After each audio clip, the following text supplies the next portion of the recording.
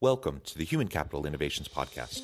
We're your source for personal, professional, and organizational growth and development, where we share original research, explore industry trends, and interview executives and thought leaders from across the globe. We hope you join us often for practitioner-oriented content around all things related to leadership, HR, talent management, organizational development, and change management. Maximize your personal and organizational potential with Human Capital Innovations Podcast. Do you enjoy the Human Capital Innovations Podcast?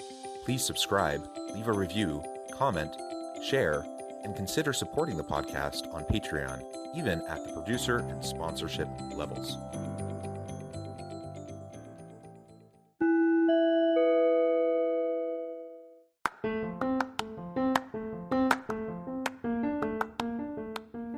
Welcome to the Human Capital Innovations Podcast. In this HCI podcast episode, I talk with Linda Gratton about her new book, Redesigning Work: How to Transform Your Organization and Make Hybrid Work for Everyone.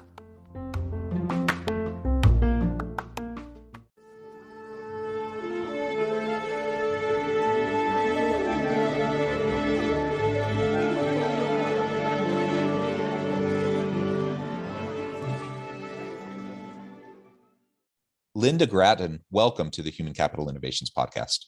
Thank you very much. Very nice to be talking to you today. Yeah, it is a pleasure to be with you. I'm super excited for this conversation. You're joining us from London. I'm south of Salt Lake City in Utah. And today we're going to be exploring your recent book, Redesigning Work: How to Transform Your Organization and Make Hybrid Work for Everyone. I love that. It's such an important topic right now. We're in the throes of the Great Resignation. Of course, we've been dealing with the COVID pandemic for the last couple of years. People have gotten a taste for the flexibility and just the adaptability of being able to work remotely, yet many organizations are wanting to pull people back into the office. And this hybrid work model has become, kind of a nice compromise that many organizations and many employees have been gravitating towards. And so we just need to figure out how to make this work for everyone. And really, how can we allow for the flexibility necessary to attract and retain great talent in this kind of tight labor market and still meet the needs of organizations? So this is what we're going to be exploring together today. As we get started, I wanted to share Linda's bio with everybody.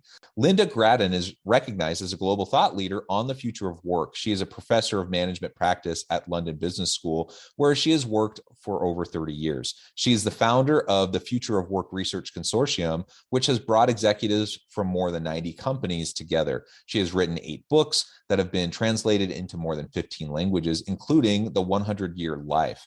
Linda is a fellow of the World Economic Forum and has chaired the World Economic Forum Council on Leadership.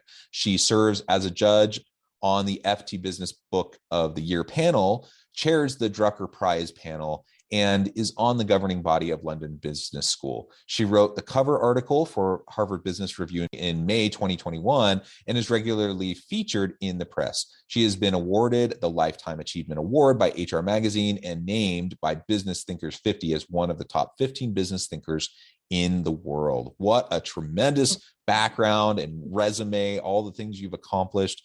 Thank you so much for taking time out of your busy schedule to share your insights and experiences with me and my listeners. Anything else you would like to share with us before we dive on into the conversation? No, let's dive on in. Okay, wonderful. So why don't you start by just telling us about the why behind this book? Why did you decide to write the book? What was the impetus for it? And then we can start to dissect it a bit. Well, thank you, Jonathan. I've always been really fascinated in the world of work and how we work. And I've known for ages that things needed to change. Fundamentally, the way many of us work started post the Industrial Revolution, when we moved into factories and then from factories into offices. And it was sort of the same, go in every morning, do something, come out in the evening. And I didn't think that was working, but I'd written, quite a lot about that, saying, there must be other ways of working, but I didn't really feel that people were listening or wanted to change.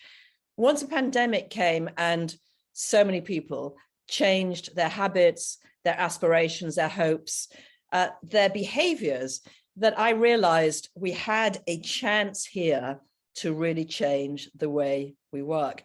And that's why I rushed to write this book to be sure that in March and April 2022, when it comes out this month, that people had a chance to take a really deep dive into how to design work better. And that's really what the book is. It's a deep dive into how you and me, whether you're running a small business or a multinational, whether you're just an independent, how can you work better and how can your organization help you to do that? Yeah. And I like in the title of your book, you talk about transformation, how organizations can transform. And you are heavily involved in the future of work studies and consortiums and bringing people together to talk about the future of work. The reality is the future of work will require a different type of organization, right? Different types of design jobs. And in fact, there's a new report, I think just out today, from the Josh Bersin Academy about redesigning work and how we go about work design. I think that's a lot of what you're getting into in your book as well. And it just highlights what we all know to be true, I think, by this point, is that, the COVID pandemic really accelerated us into this shift and thrust us into the future of work even faster than we thought we were already going, right? Many pundits thought, 5 to 10 years out, we're going to be seeing XYZ. Well, now we're kind of in it. In a lot of those predictions, because we were forced to, because of the pandemic. And now more organizations have become more comfortable with the technologies and just how to deal with organizational culture and onboarding and people management issues when you're working remotely or in a hybrid fashion. But the reality is that we just have to do things differently. We can't, the status quo won't allow us to continue to innovate and add value to the market in the future in the same ways. And that's really at the crux of what your book, I think, is all about, that we just have to challenge assumptions, challenge the norms about the way work has functioned, challenge this notion of the 8 to 5, 40-hour work week kind of a mentality, and ultimately design work that's going to make sense for the people within our organizations. And if we don't do that, we're going to miss out. We're going to lose out on great talent because the great people have options and they're going to go to other places that have more meaningful, thoughtfully designed work. Yeah, absolutely. One of the analogies I make in the book is the idea that when, years ago, people started buying cars, they could only buy one type of car. It was a Ford, the T Ford, and they could only buy it in one color. It was black. And people were pretty happy to do that, frankly. I mean, they'd never had a car before. Who cared what it looked like or what color it was? I think we were sort of like that with work. It came in one package. You either you take it or you don't. And we took it. But now what I'm seeing in the companies that I'm studying, and indeed the ones that I'm advising, is an enormous variety of how organizations are really trying to find a way of working that both allows them to be more productive and innovative, but also allows people to be engaged and purposeful. Take, one of the Canadian insurance companies, financial companies that said, you can work anywhere you want for 3 months a year. Imagine if you're working at Goldman right now in a sort of comparative job, and you saw that, you'd be wanting to say, well, hang on, why don't I have that?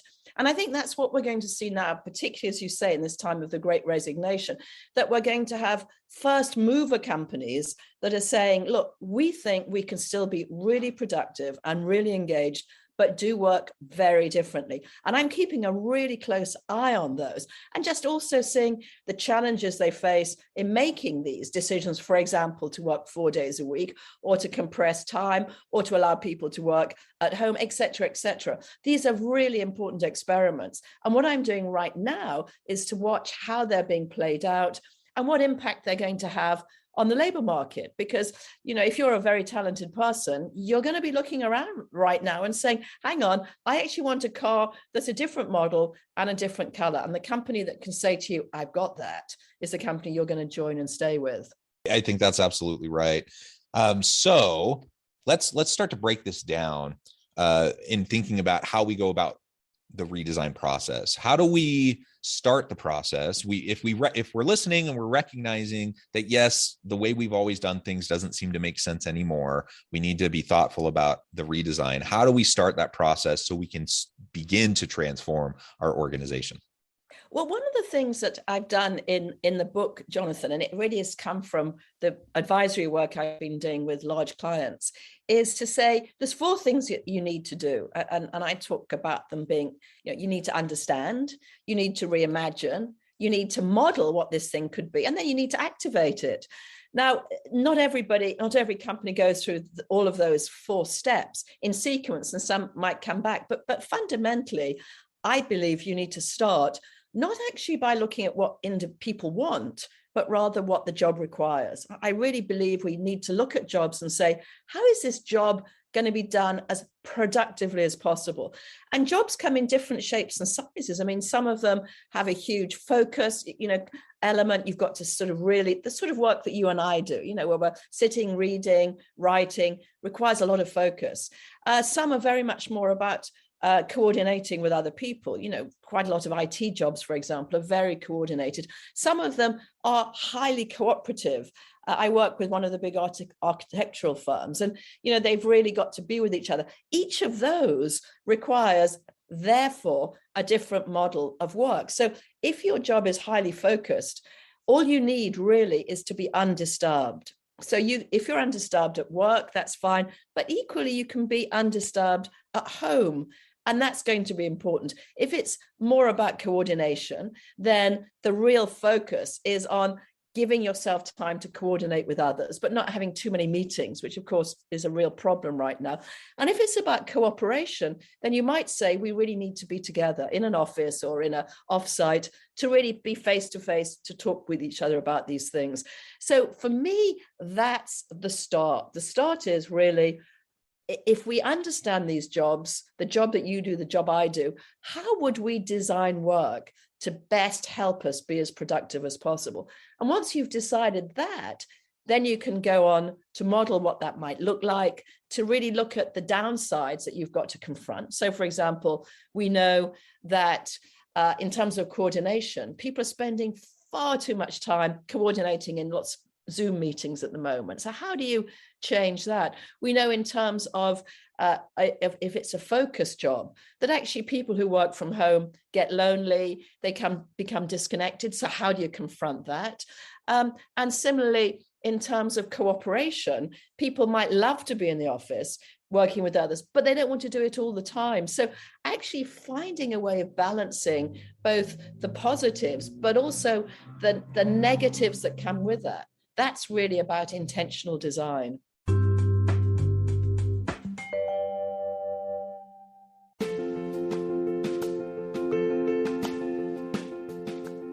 Check out my new book, The Future Leader, Creating and Transforming Next-Gen Organizations. Stemming from 2 decades of professional experience and over 600 in-depth interviews with executives, thought leaders, and scholars from across the globe, The Future Leader will help you explore the ordinary, everyday actions that will help you to prepare to lead in the future of work, to respond to an uncertain future, and to produce extraordinary results for individuals, teams, and organizations.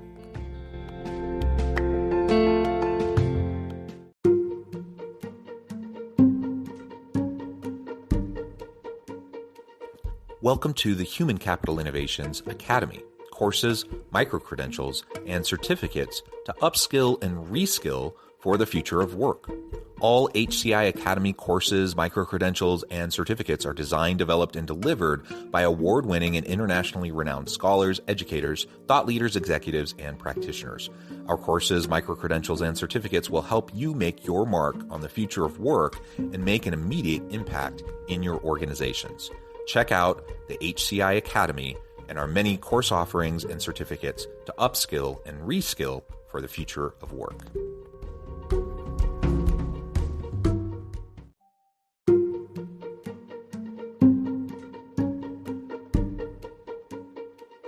Welcome to the Human Capital Innovations Academy. Courses, micro-credentials, and certificates to upskill and reskill for the future of work. All HCI Academy courses, micro-credentials, and certificates are designed, developed, and delivered by award-winning and internationally renowned scholars, educators, thought leaders, executives, and practitioners. Our courses, micro-credentials, and certificates will help you make your mark on the future of work and make an immediate impact in your organizations. Check out the HCI Academy and our many course offerings and certificates to upskill and reskill for the future of work.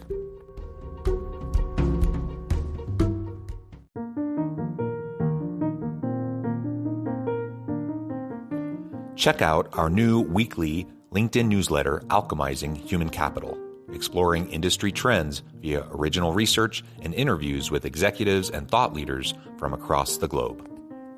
We look forward to having you join us.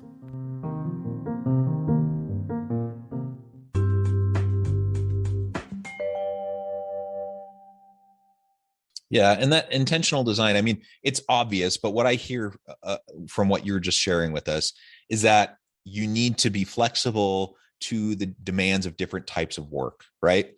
It's an obvious statement, yet how many organizations are set up that way? Most organizations are set up where you have one type of job design for most types of jobs within the organization. There might be a little bit of variation, but mostly it's the same. And if that's remote, that might look one way. If it's hybrid, it might look one way. And if it's fully face-to-face, it might look another way. And so many organizations will point to, well, we just need to be consistent. It becomes too messy. It becomes too complex. People have too many different types of conflicting expectations. And so, if we're going to bring everyone into work, we're just going to say, this is our 8 to 5 model, be in your office, butts and seats, whatever. And they lay out kind of a traditional design of work. And that's what we've seen for forever, right? That's the way that desk jobs have looked for a really long time. The reality is, though, we have to be willing to let go of a little bit of control. We have to be willing to provide flexibility to different units, to different types of jobs, levels of jobs, so that they can do what makes sense for them. I've talked to many employers, many managers and leaders who have wished that they had the flexibility within their organization to allow their team to work in a way that makes sense for them. And they just haven't felt like they had that flexibility. They've really felt locked in to kind of this arcane model. So with that said, it's an obvious statement that we need to allow people the flexibility to design work that makes sense for them. And it's going to be different for different types of jobs, different levels of jobs, different industries, whatever. There's all these differences. How do we help our executives get past kind of the control model that it so often permeates many organizations? Yeah. And I think, I can understand if I was a CEO right now, and you've just described to me what I have to do, I would certainly be going, oh no, it would be so much easier just to get everybody back, wouldn't it? But here's the thing, as you rightly say, getting everybody back is going to probably reduce productivity and certainly increase attrition. Having said that, when you start designing different ways of working for different types of jobs, then, look, as you rightly say, a big issue there is it's messy. And a second issue is it's unfair. It could be unfair. Why is it that you've got something that I haven't? And that's why in the book, I talk so much about, testing out what you're doing, but also going through an act and create process where you work with people to make some agreement about what this might look like. And let me give you a couple of examples of that. One would be to say, look, we know that it's unfair, for example, that our factory workers have to be in the same place every day, whereas our office workers can work from home 4 days a week. The factory workers are saying, hang on, that's not fair. Look, here's the thing. We have to be much more innovative and imaginative about flexibility. So certainly the factory workers can't work from home, but they can have more time flexibility. And that's why in the book, I talk so much about thinking about it with regard to time as well as place. Most organizations have gone straight for place, i.e., in the office, out of the office. But I think time is actually just as interesting to start playing around with. For example, some organizations now are looking at 4-day weeks to see whether that's going to help productivity. Some are saying, why don't we compress the hours? Some are saying, let's think about sabbaticals, taking time off, and so on. And I think, therefore, we can address these issues of fairness, but to do so, we have to be a bit more imaginative. The second idea is about team agreements. And you mentioned that just before. What we know is that when organizations have really made this work, and we've seen a number that have, I've talked about it in the book, Sage, for example, one of the technology companies, the way that they did it is to engage people in deciding what is best for them and for the organization, and then making team agreements about how they're all going to work together, and then being sure that the managers are then able to talk themselves with each other to try and iron out any issues of unfairness. So, this is a lot more complex than simply saying to everybody, you've got to be in the office all the time. You can see why organizations are snapping back to that, because it's so simple. But actually, we should never in organizations make choices just on the basis of it being so simple. I mean, that's, most CEOs and leaders would never say that. I just want to have everything simple. They acknowledge now that actually it's going to be complicated to design work. And that's what we've now got to do. We've got to do it intentionally. We've got to bring people along. We've got to be imaginative. And that's really what I'm talking about in the book, Redesigning Work. Yeah, well said.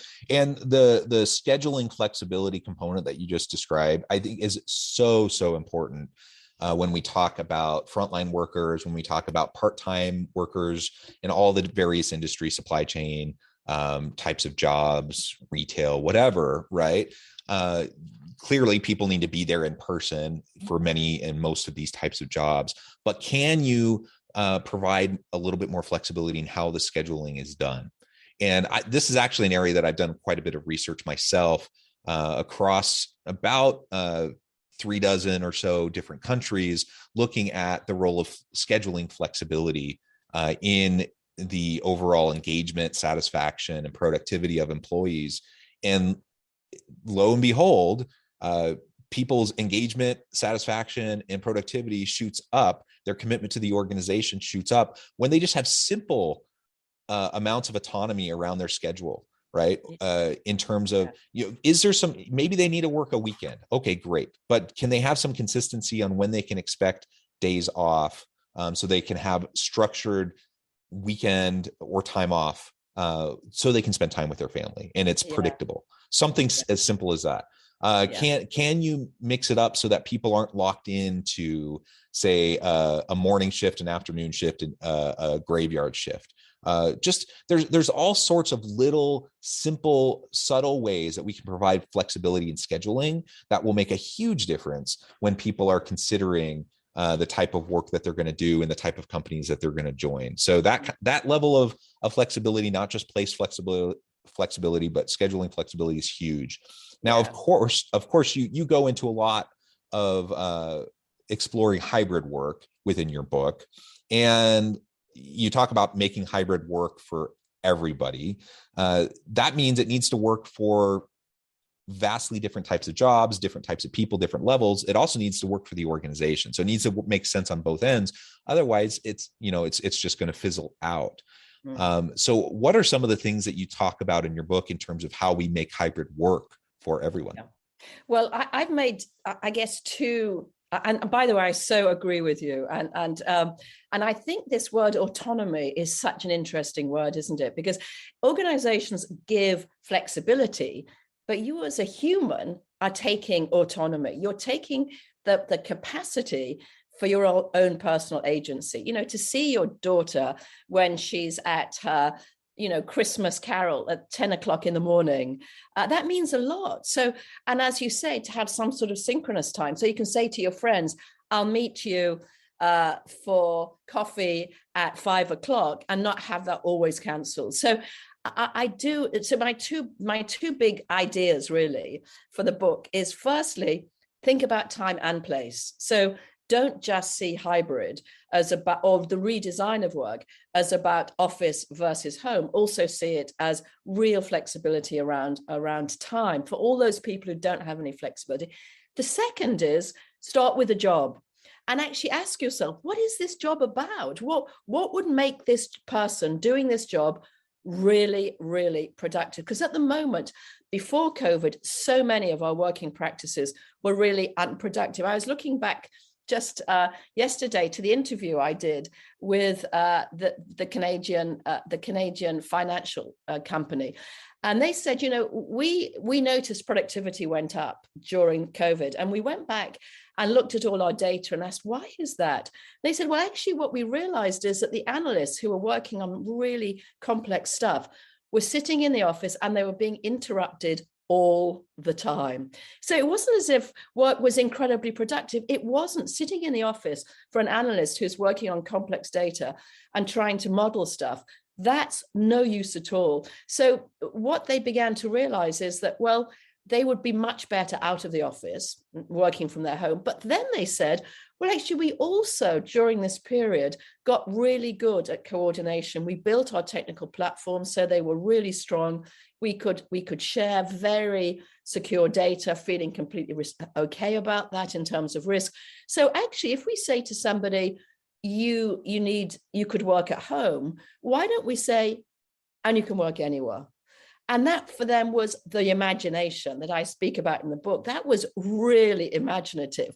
And that meant a lot because although it's a Canadian company, it brings talented people from all over the world. So for example, the French analysts would love to spend 3 months a year back at home with their family and friends. The person from Korea would love to do the same. This is a huge plus for them. But actually, not only is it not a negative for the company, it's actually a plus for the company as well, because people were more productive when they had an opportunity to work undisturbed.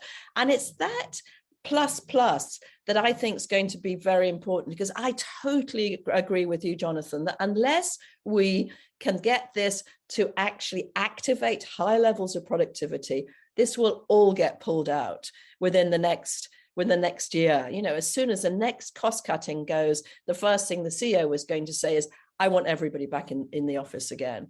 And we can't let that happen. But to not let it happen, we really have to learn how to do it. Yeah, well said, Linda. This has been a fascinating conversation. We've only scratched the surface. We could go on and on and on, but I note the time. I'm going to have to let you go here in just a few minutes. Before we close up for today, I wanted to give you a chance to share with listeners how they can connect with you, find out more about your work, find out where they can find your book, and then give us a final word on the topic for today. Okay, well, thank you. Well, I'm on LinkedIn, of course, so just connect with me through LinkedIn, Linda Grattan. Come on to my website, www.lindagrattan.com, where I've got loads of resources, by the way, for you to look at, and all the things that have been writing. I really believe that this is the time where we can change the way we work. Let's not go back to our old habits. Amen. I really hope that. And I think if organizations do, they're just going to get left behind. Because again, the future of work trajectory, we saw clear patterns pre-pandemic of where things were going. We just thought it would take a little bit longer to get there. The pandemic has shoved us into it, accelerated us into those changes, and the changes are still inevitable. They're going to continue to happen. And think about, a couple of years from now, 5 years, 10 years from now, what we expect to see. If organizations retrench and go back to how things were, they're not going to be prepared for the future of work. They're not going to have people that are prepared. And ultimately, they're going to cease to be relevant in the marketplace, which of course is not what anyone wants. So let's embrace this. Let's figure out how to do it well. Let's be flexible, and let's really critically think about job design and how we can make it work for everyone in the organization. Linda, it's been a pleasure. I encourage listeners to reach out, to get connected, find out more about your work, your book. And as always, I hope everyone can stay healthy and safe, that you can find meaning and purpose at work each and every day. And I hope you all have a great week.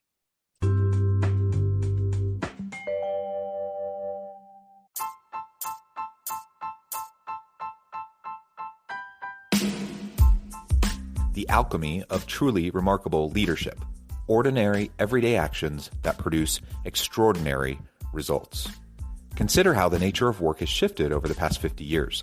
With increased globalization, rapid technological advancement, and the shift in economic composition, the average job of today looks very different than the average job of 50 years ago. What will the jobs and organizations of tomorrow look like? Moreover, what does this all mean for organizational leaders? What are the core competencies and capabilities of organizations and their leadership that are prepared for continued disruption and geopolitical and socioeconomic shifts? Regardless of what the future holds, increasingly, leaders need to be socially minded, data-driven, decisive, champions of talent, and disruptors of the traditional notions of leadership, teams, organizations, and work. The alchemy of truly remarkable leadership will help you to explore your own leadership competencies and capabilities and consider ways to apply and implement them into your workplace and personal life.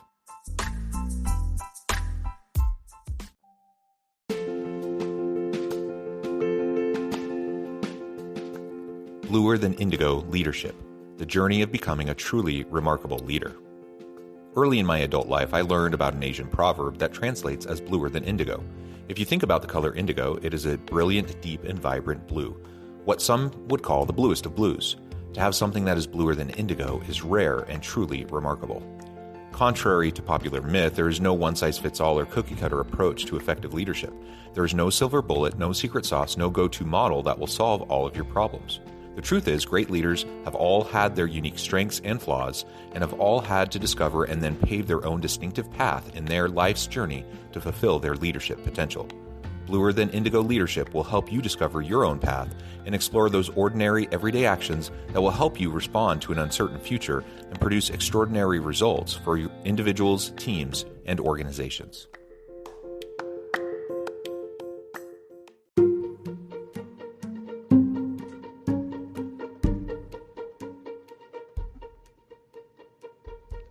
Check out Human Capital Innovations magazine, Human Capital Leadership.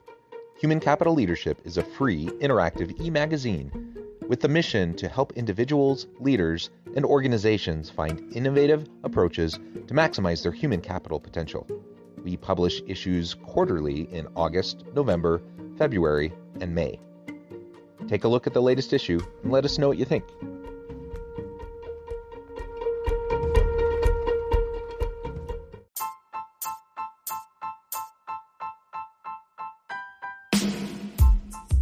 The alchemy of truly remarkable leadership. Ordinary, everyday actions that produce extraordinary results. Consider how the nature of work has shifted over the past 50 years. With increased globalization, rapid technological advancement, and the shift in economic composition, the average job of today looks very different than the average job of 50 years ago. What will the jobs and organizations of tomorrow look like? Moreover, what does this all mean for organizational leaders? What are the core competencies and capabilities of organizations and their leadership that are prepared for continued disruption and geopolitical and socioeconomic shifts?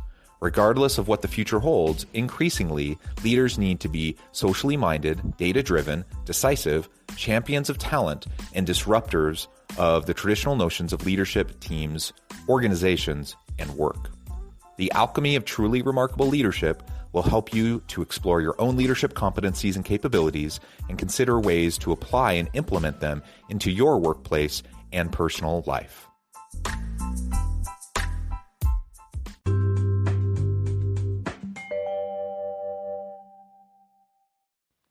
Do you enjoy the Human Capital Innovations podcast? Please subscribe, leave a review, comment, share, and consider supporting the podcast on Patreon, even at the producer and sponsorship levels. Thanks again for joining us for this episode of the Human Capital Innovations podcast. I hope you stay healthy and safe and that you have a great week.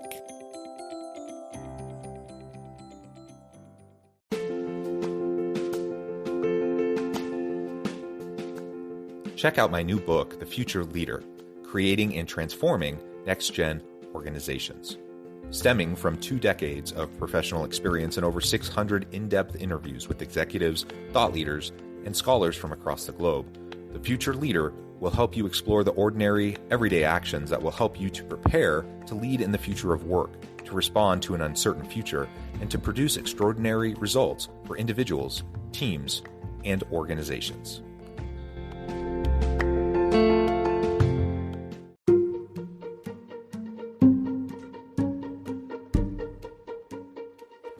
Welcome to the Human Capital Innovations Academy. Courses, micro-credentials, and certificates to upskill and reskill for the future of work. All HCI Academy courses, micro-credentials, and certificates are designed, developed, and delivered by award-winning and internationally renowned scholars, educators, thought leaders, executives, and practitioners. Our courses, micro-credentials, and certificates will help you make your mark on the future of work and make an immediate impact in your organizations. Check out the HCI Academy and our many course offerings and certificates to upskill and reskill for the future of work.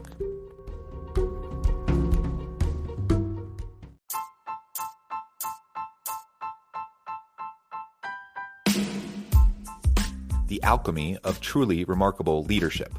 Ordinary, everyday actions that produce extraordinary results.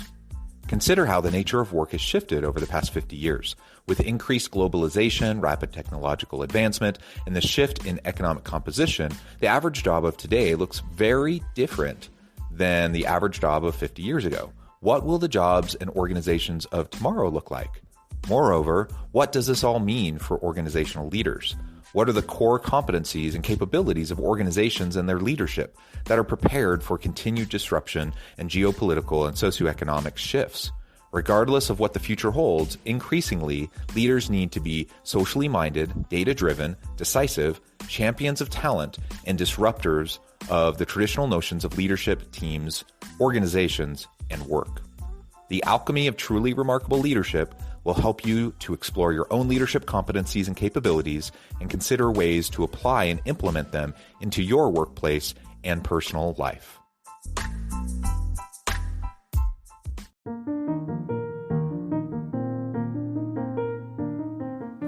Check out our new weekly LinkedIn newsletter, Alchemizing Human Capital, exploring industry trends via original research and interviews with executives and thought leaders from across the globe. We look forward to having you join us.